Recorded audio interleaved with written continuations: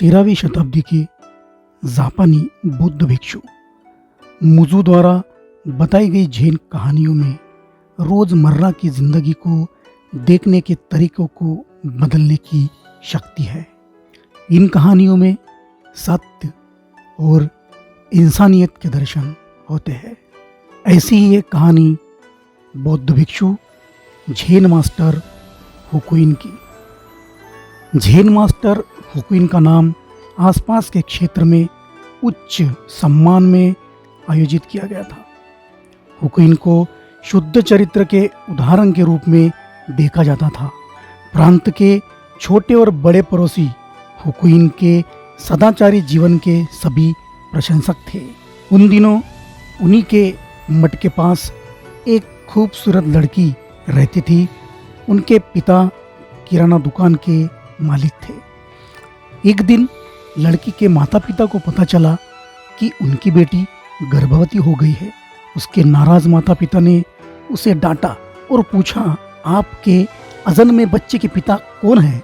वह पहले अपना मुंह खोलने के लिए तैयार नहीं थी। अंत में अपने माता पिता से बहुत ज़्यादा फटकार खाने के बाद उसने अपना मुंह खोला और कहा कि हुकुइन उसके अजन में बच्चे का पिता है। माता पिता आश्चर्य से क्रोधित हुए। हुकुइन, जिनकी शुद्ध चरित्र की प्रशंसा की जाती है, वो इस अजन में बच्चे का पिता है।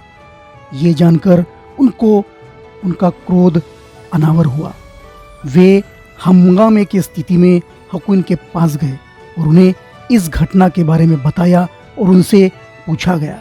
जब लड़की के माता पिता हुकुइन से सवाल कर रहे थे तब हुकुइन चुपचाप सब सुन रहे थे। चुपचाप सब सुनने के बाद हुकुइन ने बस इतना कहा, क्या ऐसा है? ठीक है। बच्चे के जन्म के बाद बच्चे को हुकुइन के पास दिया गया। इस वाक्य से हुकुइन की प्रतिष्ठा धूल में मिल गई। मान सम्मान भी चला गया। कोई भी पूछ नहीं रहा था। फिर भी हुकुइन ने बच्चे की अच्छी देखभाल की, जिससे उसकी दिनचर्या पर कोई फर्क नहीं पड़ा। हुकुइन ने बच्चे की देखभाल करने के लिए जो भी जरूरतमंद सामान था वो अड़ोस पड़ोस से जमा करते हुए बच्चे की परवरिश शुरू की। साल दर साल बीतने के बाद लड़की इसे बर्दाश्त नहीं कर सकी और उसने आखिरकार अपने माता पिता को सच्चाई बताई कि उसके पिता हुकुइन नहीं थे, बल्कि मछली बाजार में काम करने वाला एक युवक था।